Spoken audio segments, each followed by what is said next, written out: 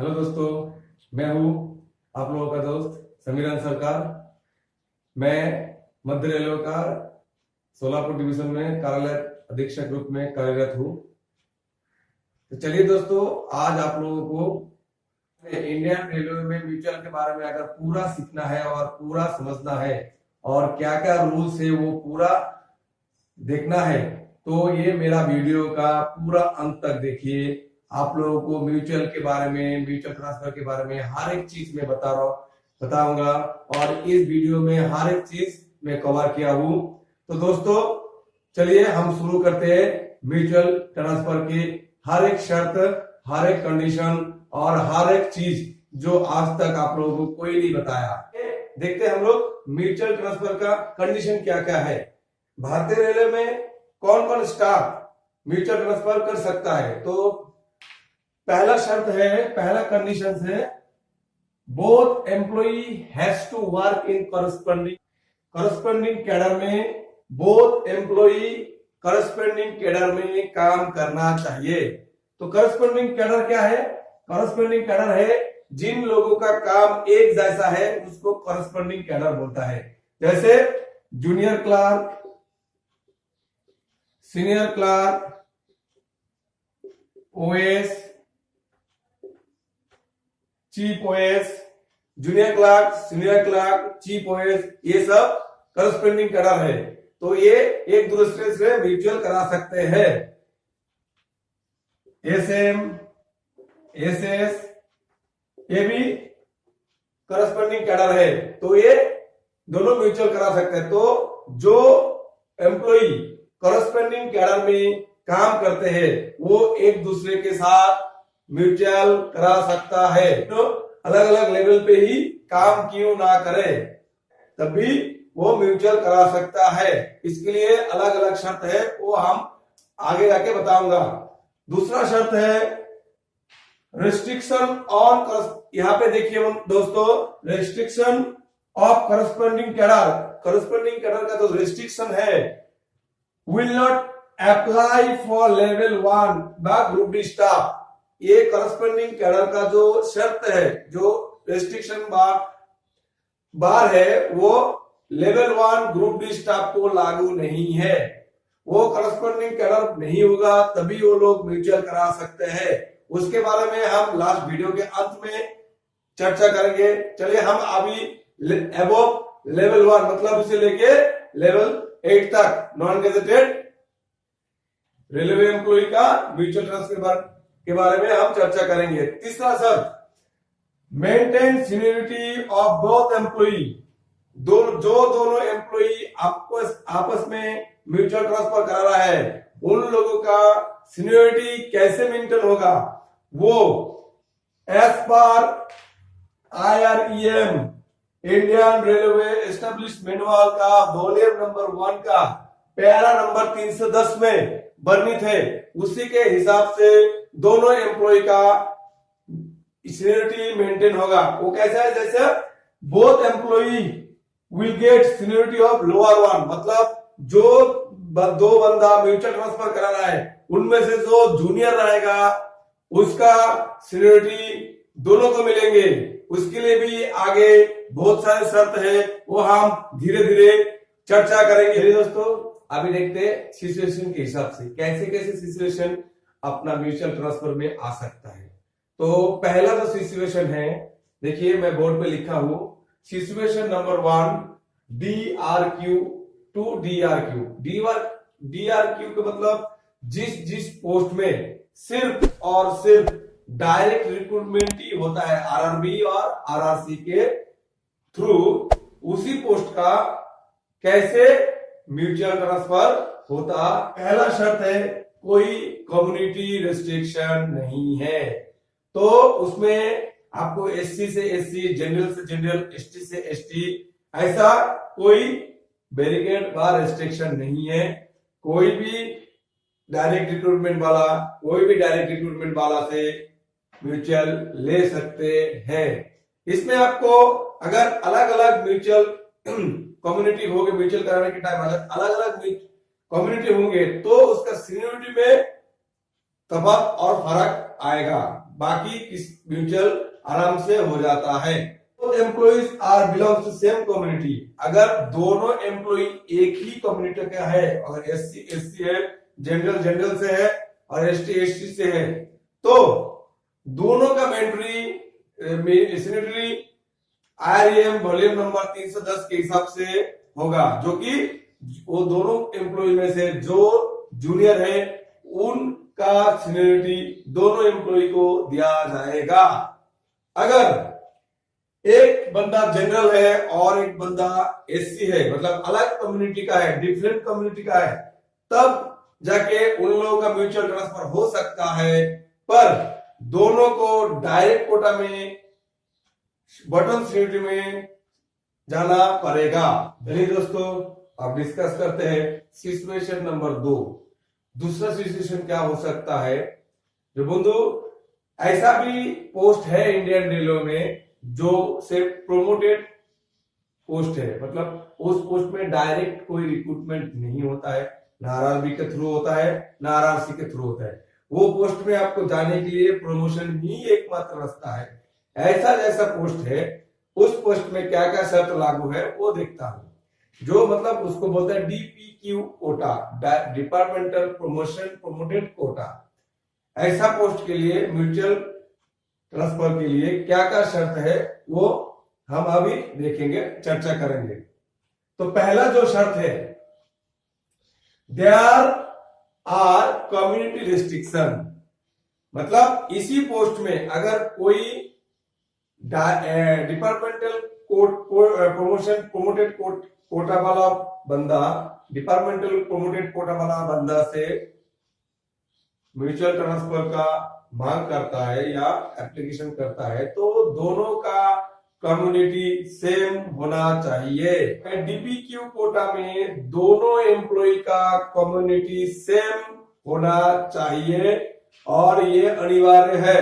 तो जनरल से general, SC से एससी, ओबीसी से जनरल, क्योंकि ओबीसी और जनरल एक ही चीज है, तो जनरल और ओबीसी एक दूसरे से करा सकते हैं, और एसटी से एसटी, यही म्यूचुअल का एप्लीकेशन एक्सेप्ट होगा और आगे का कार्रवाई होगा।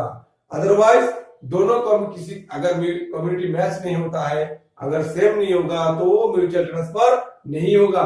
ओनली ऑन बीपीक्यू कोटा, जिस पोस्ट में से प्रोमोटेड ही हो सकता है। इस पोस्ट में अगर इसी पोस्ट वाला दूसरे इसी पोस्ट ऐसे ही पोस्ट वाला से म्यूचुअल ट्रांसफर लेता है, तो दोनों का कम्युनिटी सेम होना चाहिए। एग्जाम्पल के तौर पे हम बता सकते हैं, कोई ओएस है, ओएस का जो पोस्ट है वो प्रोमोटेड पोस्ट है, तो ये बंदा कोई दूसरे डिवीजन का ओएस, दूसरे रेलवे का ओएस से तभी म्यूचुअल ले सकता है जब दोनों का कम्युनिटी सेम रहेगा। कोई चीफ ओएस दूसरे डिवीजन का चीफ ओएस से तभी म्यूचुअल ले पाएगा तब जब वो दोनों का सेम कम्युनिटी है, तब जाके ये म्यूचुअल ट्रांसफर हो सकता है। अदरवाइज दोनों का अगर अलग अलग कम्युनिटी रहेगा तो म्यूचुअल ट्रांसफर नहीं होगा। तो प्रोमोटेड कोटा में आप दोनों एम्प्लॉय का कम्युनिटी सेम होना चाहिए। दोस्तों अब देखिए दूसरा शर्त क्या है, seniority of both employee will be maintain as per para number 310 of IRM volume number 1। वहां पे क्या लिखा है, वहां पे लिखा है दोनों बंदे से जो जूनियर रहेगा उसका सीनियरिटी दोनों बंदे को मिलेगा। दोस्तों आप देखते हैं हमारा तीसरा सिचुएशन, जिस पोस्ट में प्रोमोटेड भी होता है और आरआरबी आरआरसी के थ्रू डायरेक्ट भी रिक्रूटमेंट होता है।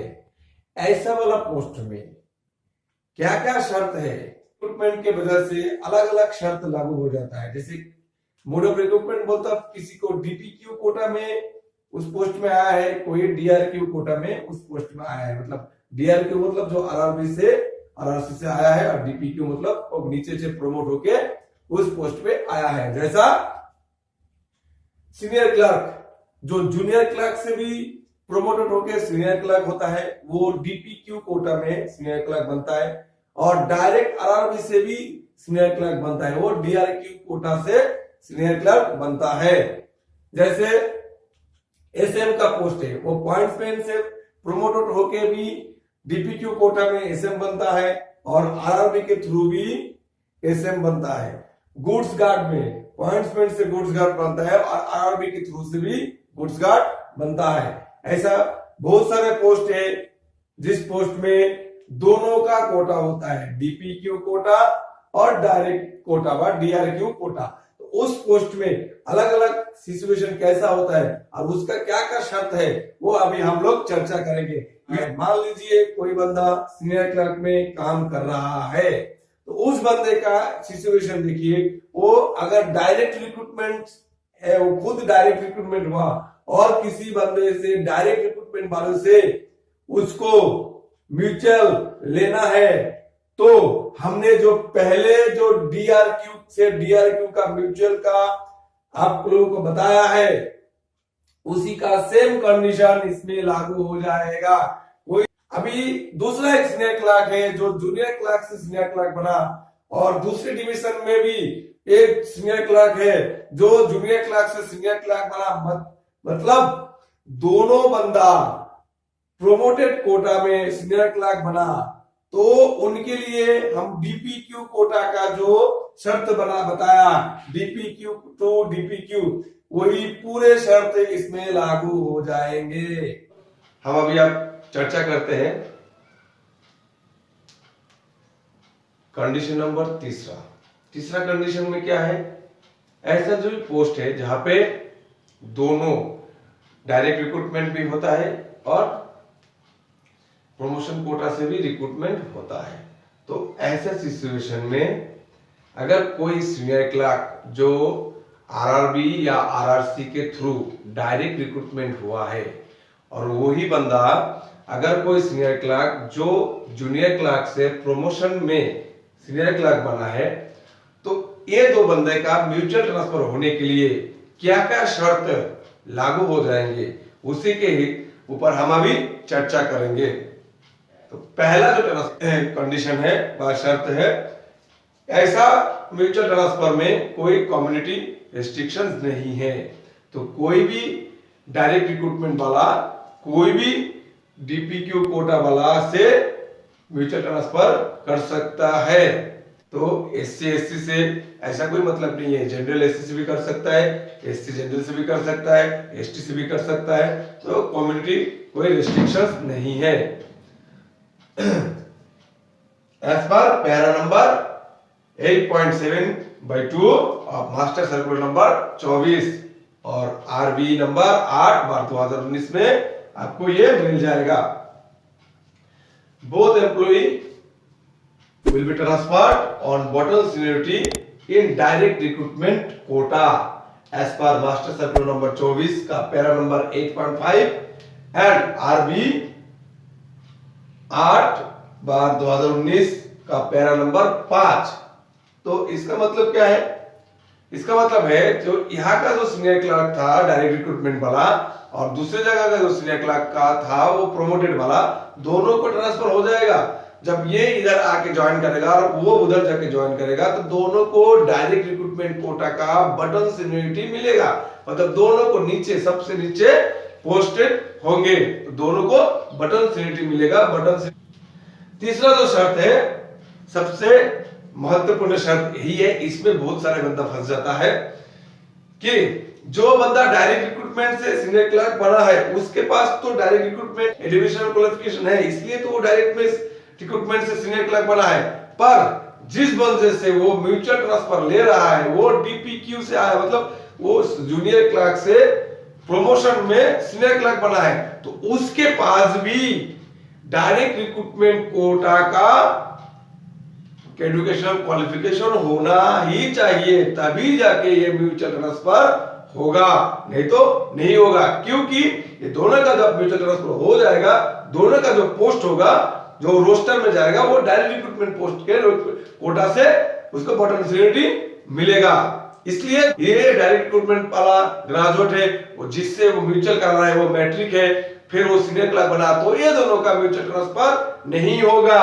ये मिलेगा नंबर 107/2007 डेटेड 14/8/2007 में ये लिखा है कि दोनों बंदे को डायरेक्ट रिक्रूटमेंट पोस्ट का के लिए जो एजुकेशन क्वालिफिकेशन प्रिस्क्राइब किया गया है, दोनों के पास वो सेम क्वालिफिकेशन, मिनिमम उस क्वालिफिकेशन होना ही चाहिए, तब जाके ये म्यूचुअल ट्रांसफर संभव है। चौथा सिचुएशन के लिए 4 नंबर सिचुएशन में हम जाते हैं। 4 नंबर सिचुएशन क्या है म्यूचुअल ट्रांसफर का? देखिए, ये भी बहुत सारे पोस्ट है जो करस्पॉन्डिंग है और अलग अलग ग्रेड में है। तो ऐसा भी है एम्प्लॉय जो एक ही करस्पॉन्डिंग कैडर है पर अलग अलग ग्रेड में काम कर रहा है, तो ऐसे बंदे का म्यूचुअल ट्रांसफर कैसे होगा? तो करस्पॉन्डिंग कैडर तो है, एक दूसरे का करस्पॉन्डिंग कैडर है, दोनों सबका काम एक ही जैसा है, मतलब करस्पॉन्डिंग कैडर में जो उसका डेफिनेशन है, तो वो करस्पॉन्डिंग कैडर है पर ग्रेड अलग अलग है। जैसे जूनियर क्लर्क 1900 में, सीनियर क्लर्क 2800 में है, ओएस 4200 में है, चीफ ओएस 4600 में है। तो ये लेवल और ग्रेड अलग अलग है, पर इसमें क्या म्यूचुअल ट्रांसफर नहीं होता है? हाँ दोस्तों, इसमें भी म्यूचुअल ट्रांसफर होगा। इसके लिए भी रेलवे बोर्ड का गाइडलाइंस है, 2024 में है, और आरबीई का 8/2019 में भी है। तो क्या क्या शर्त है वो हम एक बार देख लेते हैं। Employee working in different grade और लेवल इन कॉरस्पॉन्डिंग कैडर। तो पहला जो शर्त है, यहाँ पे नो कम्युनिटी रेस्ट्रिक्शंस, यहाँ पे ऐसा बंदा का कोई कम्युनिटी रिस्ट्रिक्शंस लागू नहीं होगा। मान लीजिए एक डिवीजन में सोलापुर में एक बंदा ओएस में है, वो अभी विजयवाड़ा डिवीजन में म्यूचुअल लेना चाहता है, और विजयवाड़ा में जो बंदा है वो चीफ ओएस में काम कर रहा है, तो एक का लेवल 6 है, एक का लेवल 7 है, तो डिफरेंट ग्रेड का, एक का 4600 है, एक का 4200 है, तो दोनों का ग्रेड अलग अलग है पर कॉरस्पॉन्डिंग कैडर है। तो ऐसा में सिचुएशन में दोनों का रेस्ट्रिक्शन कम्युनिटी की तरफ से नहीं है, मतलब दोनों का एससी होना जरूरी नहीं है, दोनों का जनरल होना जरूरी नहीं है। एससी जनरल के साथ, जनरल एससी के साथ म्यूचुअल करा सकता है में कोई रेस्ट्रिक्शंस कम्युनिटी की तरफ से नहीं है। तो मतलब यहाँ पे दोनों का एससी होना जरूरी नहीं है, दोनों का जनरल होना जरूरी नहीं है, दोनों का एसटी होना जरूरी नहीं है, दोनों को अलग अलग ग्रेड में काम कर रहा है। तो इसके लिए जो शर्त है वो अभी दूसरा नंबर शर्त है, देखिए, transfer on bottom seniority in direct recruitment grade. दोनों का ट्रांसफर तो हो जाएगा और दोनों को बटन सीनियरिटी में जाना पड़ेगा। चीफ ओएस का डायरेक्ट रिक्रूटमेंट नहीं है, दोनों का डायरेक्ट रिक्रूटमेंट कोटा जो है, जो पोस्ट है वो सीनियर क्लर्क है, तो दोनों सीनियर क्लर्क में ट्रांसफर हो जाएंगे और भी सीनियर क्लर्क में डायरेक्ट रिक्रूटमेंट कोटा का बटन सीनियरिटी में चला जाएंगे। तो दोनों का रिवर्सन होके, डाउनग्रेड होके, दोनों लेवल 5 में रिक्रूटमेंट ग्रेड में ट्रांसफर हो जाएंगे और दोनों का बटन सीनियरिटी में पोस्टिंग हो जाएगा। तीसरा नंबर शर्त में क्या लिखा है?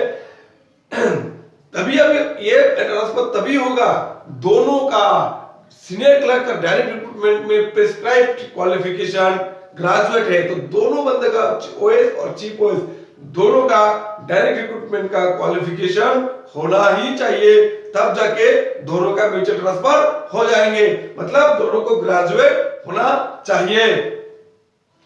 चौथा शर्त, दोनों बंदे को रिटर्न में अंडरटेकिंग देना पड़ेगा कि हम दोनों रिवर्सन एक्सेप्ट है, हम दोनों को डाउनग्रेड मंजूर है, हम दोनों डायरेक्ट रिक्रूटमेंट ग्रेड में माने लेवल 5 में डाउनग्रेड होके दोनों म्यूचुअल ट्रांसफर करने के लिए एक्सेप्ट कर रहे हैं और हम विलिंग है, विलिंगनेस देना पड़ेगा उनको कि हम दोनों रिवर्सन में जाएंगे, डाउनग्रेड पे म्यूचुअल ट्रांसफर लेंगे, ऐसा बोल के एक लिखित में अंडरटेकिंग देना पड़ेगा उनके डीलिंग क्लर्क के पास, तब जाके वो डीलिंग क्लर्क म्यूचुअल ट्रांसफर का आगे कार्रवाई करेंगे।